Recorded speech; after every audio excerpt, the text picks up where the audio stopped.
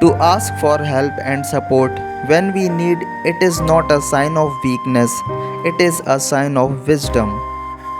While walking along a forest path, Diana and her father came across a large tree branch on the ground. Dad, if I try, do you think I could move that branch?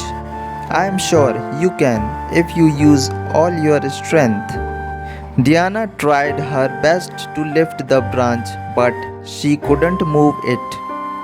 You were wrong, Dad. I can't move it.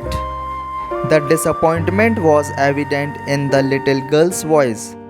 Try again with all your strength, encouraged her father. Diana tried again but failed. Dad, I cannot do it. Young lady, I advised you to use all your strength. You didn't ask for my help. Our real strength lies not in independence but in interdependence.